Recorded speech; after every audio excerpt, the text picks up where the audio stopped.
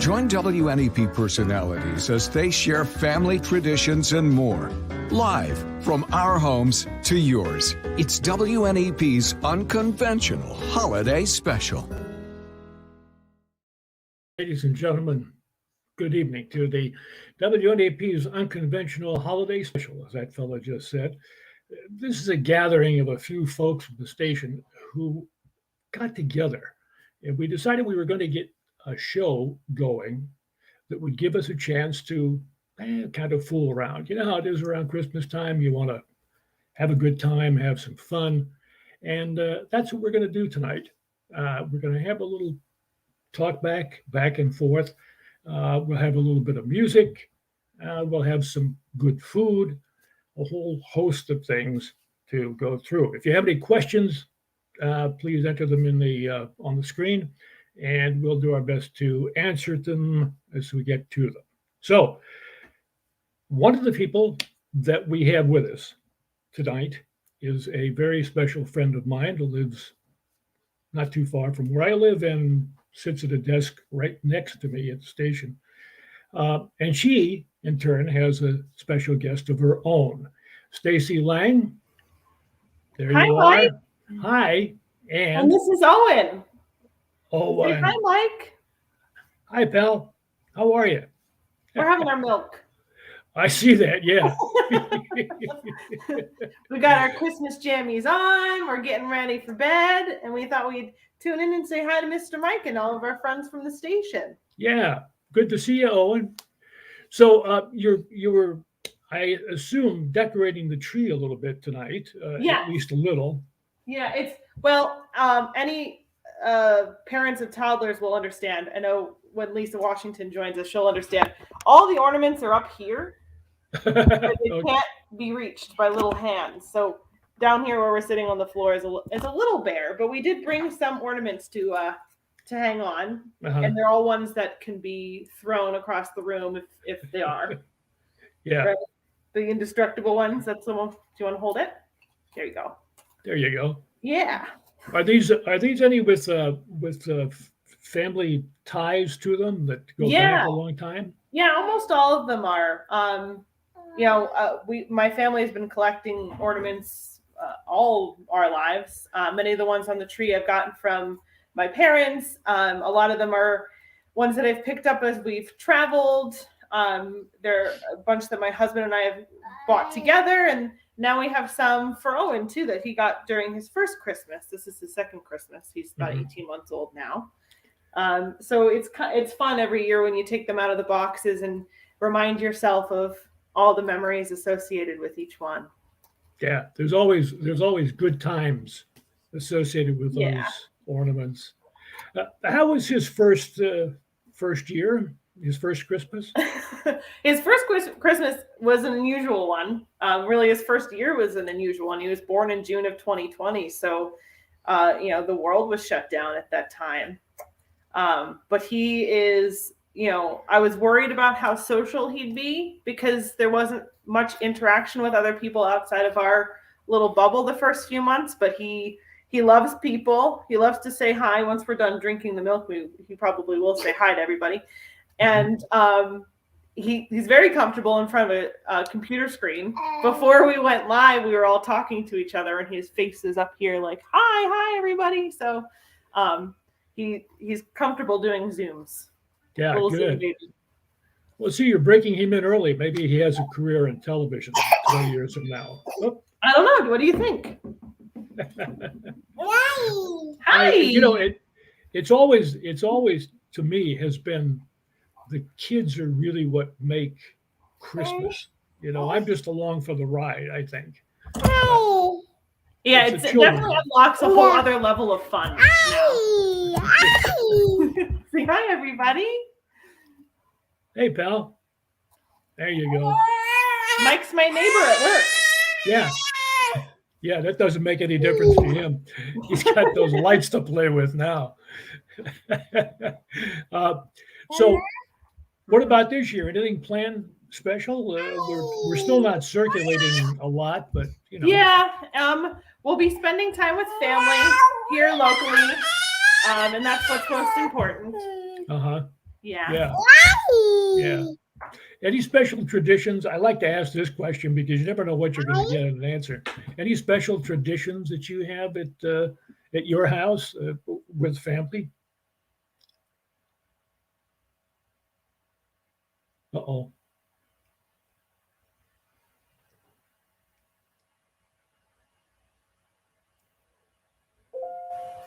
Oh, we Here just we lost are. Stacy, and Oh she'll no. be back shortly. Oh, there she Oh. is now. I think Owen bumped a button.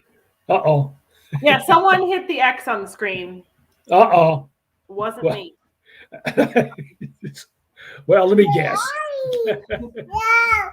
I started to ask if there's any special traditions um, in your family that have been kept on over the years. Yeah. Uh,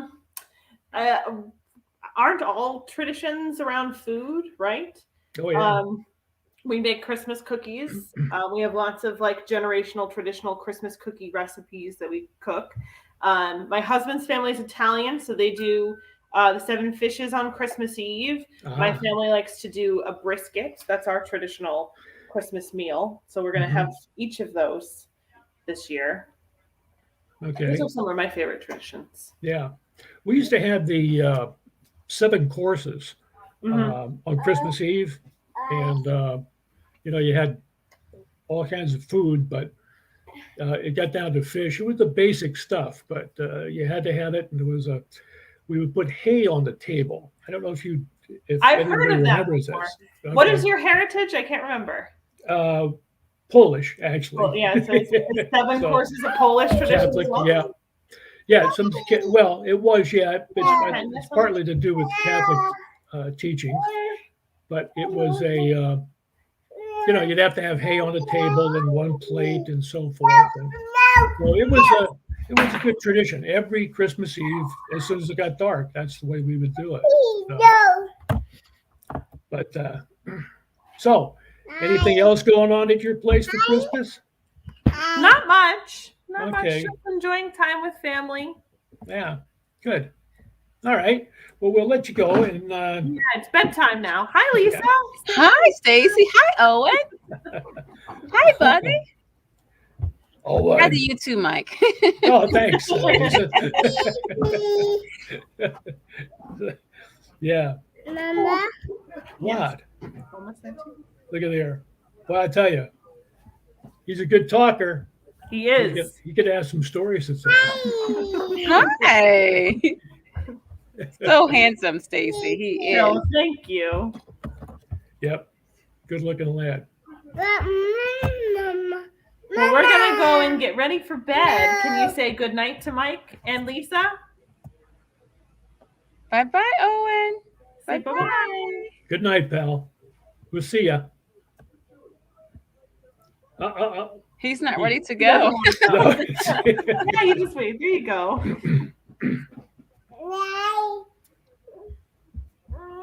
Well, good night, Bye. guys. We'll see Good night. you. Take care. Hi, Elisa. How are you? I am well, Mike. How are you? I don't get to see you in the newsroom that often, so it's great to see you. Nice to see you as well. Watch you on TV every night, of course, but it's somehow not the same. No. It is not.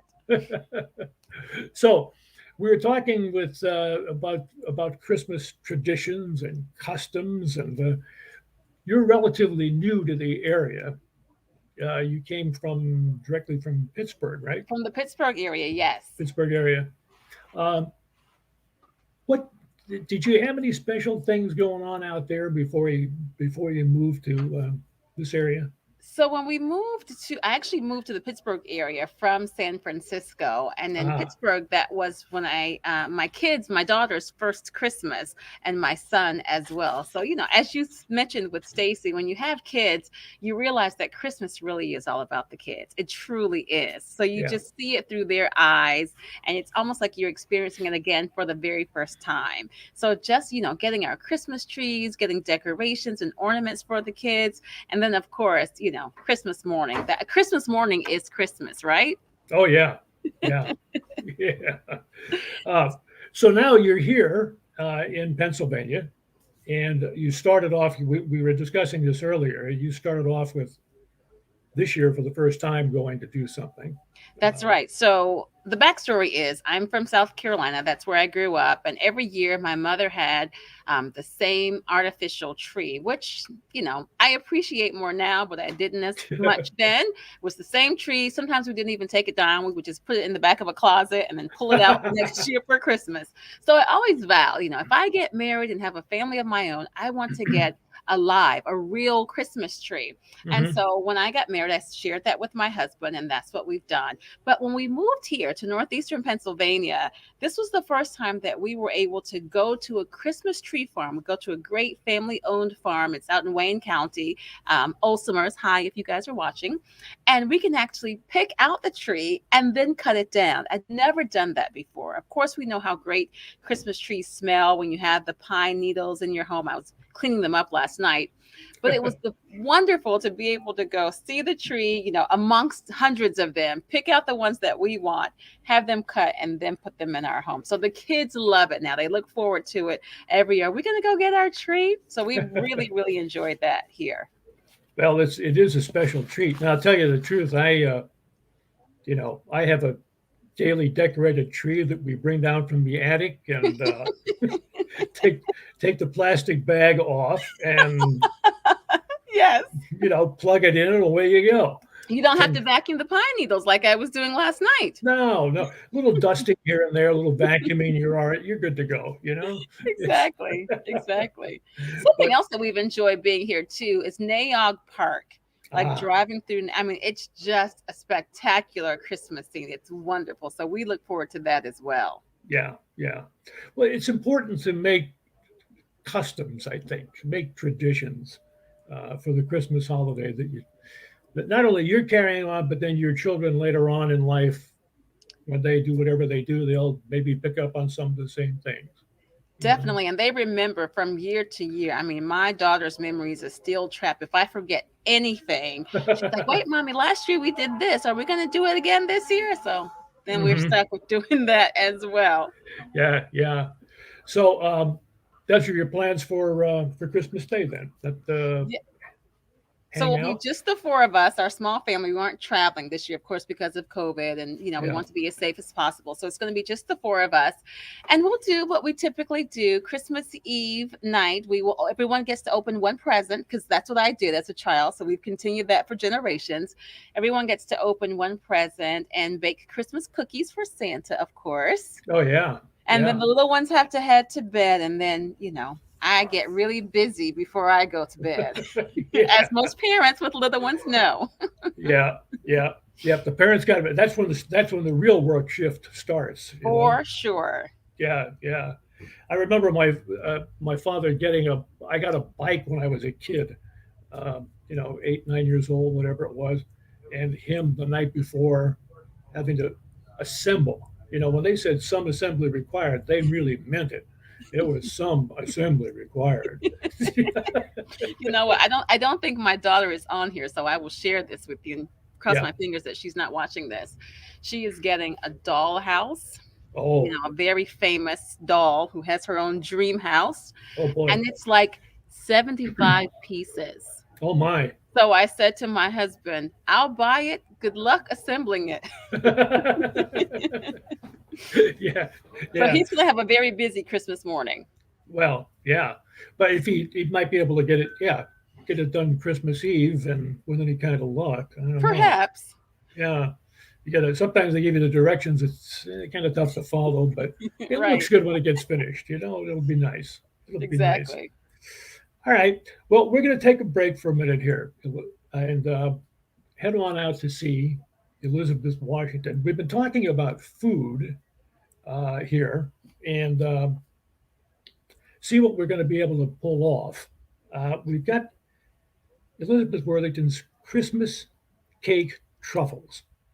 And anything with food in it, well, just can't pass it up. So let's take a look at Elizabeth's Christmas cake truffles. Hello everyone and Merry Christmas. I'm going to be making Christmas cake truffles. They are unbelievably easy and they do not even require an oven. Start with some cake mix, white cake mix. More than you could ever know. And then we need a half cup of flour. I just got flour all over the floor. A half cup of sugar. Stir that up together first. And once that's all mixed up, then you put in the melted butter. Ooh. And then my favorite, vanilla, the best smell in the world. Oh my god. And then 2 tablespoons of milk. The milk in the fridge. Rock the night away. The last thing you need in the bowl is sprinkles, obviously. Now we just stir it all together. It smells so good. I wish you could smell it through the screen. Now this is the fun part. You just roll them into little truffle-sized balls. Everyone's telling you be of good cheer. And now they just go right in the fridge, and they only need to go in the fridge for like 20-30 minutes. And while those are refrigerating, we're going to melt some chocolate. Now it's time to take these out of the fridge. Now I'm just gonna take a spoon and put each of the truffles into the melted chocolate. And this is what they end up looking like. They're not the prettiest things in the world, but they are delicious. Bye, I hope everyone has a very Merry Christmas.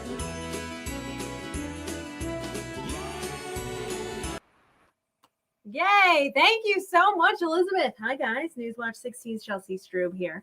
Some of my holiday traditions have to do with food, but most of my holiday traditions have to do with music. On both sides of my family, my mother's and my father's, song and music, singing has always been something that's a huge part of the holidays, but something that we also do on my father's side are skits. And that's something that you guys have seen me and my photographer, Michael Arat, do on a constant basis all the time. So this year is not any different. Last year, we did a parody of the Grinch song. And oh my gosh, somebody just came to say hello. This is Blue the cat. He is not involved in this video at all. But he just came over to say hi. So I had to say, he wanted to say hi. But anyway, last year we did the parody of the Grinch song. And now this year we did another parody. And we'll see how you like it. I'm sure you'll know it. On the first day of Christmas. My 16 gave to me a newscast that's made just for me. On the second day of Christmas. My 16 gave to me Reporter nods. and a newscast that's made just for me. On the third day of Christmas. My 16 gave to me Drive-through chats. Reporter nods. and a newscast that's made just for me. On the fourth day of Christmas. My 16 gave to me early morning fun Drive-through chats. Reporter nods. and a newscast that's made just for me. On the fifth day of Christmas. My 16 gave to me Holiday mode. early morning fun Drive-through chats. Reporter nods. and a newscast that's made just for me. On the sixth day of Christmas. My 16 gave to me talk backers calling Holiday mode. early morning fun Drive-through chats. Reporter nods. and a newscast that's made just for me. On the seventh day of Christmas. My 16 gave to me John Mayer walking. talk backers calling Holiday mode. early morning fun Drive-through chats. Reporter nods. and a newscast that's made just for me. On the eighth day of Christmas. My 16 gave to me Scott Schaefer sulking John Mayer walking. talk backers calling Holiday mode. early morning fun Drive-through chats. Reporter nods. and a newscast that's made just for me. On the ninth day of Christmas. My 16 gave to me Storm trackers pointing. Scott Schaefer sulking John Mayer walking. talk backers calling Holiday mode. early morning fun Drive-through chats. Reporter nods. and a newscast that's made just for me. On the 10th day of Christmas. My 16 gave to me Santa Claus smiling Storm trackers pointing. Scott Schaefer sulking John Mayer walking. talk backers calling Holiday mode. early morning fun Drive-through chats. Reporter nods. and a newscast that's made just for me. On the 11th day of Christmas. My 16 gave to me Sportscasters talking. Santa Claus smiling Storm trackers pointing. Scott Schaefer sulking John Mayer walking. talk backers calling Holiday mode. early morning fun Drive-through chats. Reporter nods. and a newscast that's made just for me. On the 12th day of Christmas. My 16 gave to me Mike Stevens reading. Sportscasters talking. Santa Claus smiling. Storm trackers pointing. Scott Schaefer sulking. John Mayer walking. Talk backers calling. Holiday mode. Early morning fun. Drive-through chats. Reporter nods. And a newscast that's made just for me.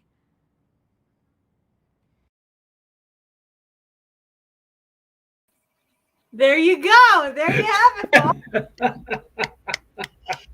Brilliant piece of work. Great Brilliant. job, Chelsea. Great job. Mike Stevens, from you, that means a lot. I appreciate it. That was a good Well, piece. no idea how long. That took so long. Do you know how much news? I never watched so much news in my life. All the times and everything. Oh my gosh. But that idea came from a Facebook comment. Uh-huh.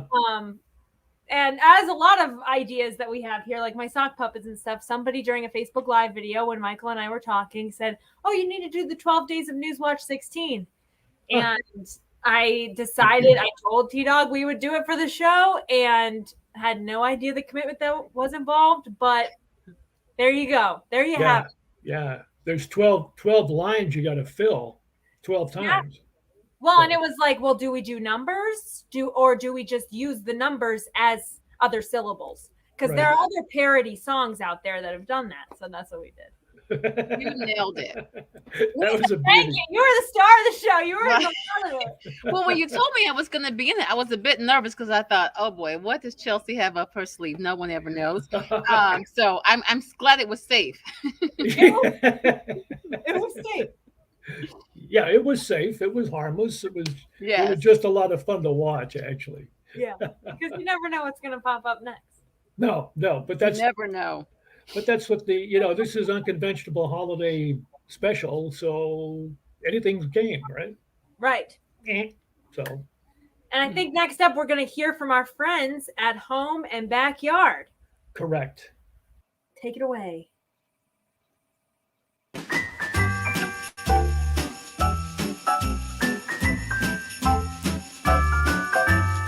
I'm here at Mud and Maker in Pottsville, and this is Stephanie Premich, and she's the owner and the potter here. Yes. And today we're going to do something a little bit different. We're actually going to make boilo. Stephanie, tell us a little bit about it. It's kind of an ethnic drink, right? It is. It's a very regional drink, very hyper local to Schuylkill County specifically. Boilo is like a hot toddy is really the easiest way of explaining it. It's alcohol based typically, but we're going to show you, you can choose to put alcohol in it or you can have it be all ages friendly. But yeah, it's really, really great warm drink on a cold day. Yeah. Okay, well, let's get started. All right, so the base of boilo is citrus fruits. So we're going to start with 4 apples and 4 oranges. So you slice those and put them in your crock pot. And we're gonna do a lemon. All right. Same as the orange, the whole fruit can just go right in there, big slices. All right. And everybody seems to have a recipe, right? Everyone, An anyone opinion you and a talk to recipe. is going to have an opinion and a recipe of what they think should go in there. Since we're making cranberry today, we're gonna use fresh cranberries, and then cinnamon sticks, and then mulling spices. All right, so the next thing we're gonna do is honey. Honey is gonna give it a little bit of sweetness. For the base of the cranberry boilo that we make, I usually use apple cider and cranberry juice. Okay. So for the apple cider, same thing. Fresh squeezed local apple cider is really great. For the cranberry, I use no sugar added, fresh cranberry juice. Great. So from here, if you're making a non-alcoholic boilo, you can just let it simmer and it'll be like a nice mulled cranberry cider. But traditionally, you're gonna add a little bit of booze. Exactly. So we like to use Everclear. That's gonna give it a nice clean taste. Okay. Pick it up a bunch. And then also 4 Queens. So And that's whiskey, right? that is whiskey. This is the traditional. You're gonna find this at any Pennsylvania liquor store in Schuylkill County. I'm pretty sure Schuylkill County single-handedly keeps 4 Queens in business. All right, so that's it for the ingredients. We got everything in a crock pot here. So what you're gonna do, you just put your lid back on, turn it on high. Right. For about 3 or 4 hours. All the fruit's going to simmer down. It's all gonna mull together and you're gonna be ready to drink it soon. So this has been simmering for about 3 or 4 hours until all the fruit gets soft. So we're just gonna take this guy, pour it right over a bowl with a mesh. Okay. So from here, you can either jar it or you can drink it right away. Okay. So typically, Boilo is a giftable item that a lot of people will make at the holidays. Yes. I Okay. like to put it in a mason jar. I do too. It's a little bit more giftable Yeah. and festive. Put a little bit of ribbon around there with a gift tag, and you have a very giftable homemade Boilo treat. There you have it, the recipe for Boilo. Another tradition that you want to pick up, carry along with you. Now, is the mason jar a serving, or do you take like smaller drinks of it? Well, I would guess you take smaller drinks, but you know, I don't know. I've heard of Boilo. Now I'm glad I know what goes into Boilo. Yeah, Um, yeah. I suppose I'll have to try it someday. Well, you can also get it. She mentioned you can also get it without alcohol. You know, Yes. just the straight stuff, the straight veggies and fruit. So, yeah, that'd be good.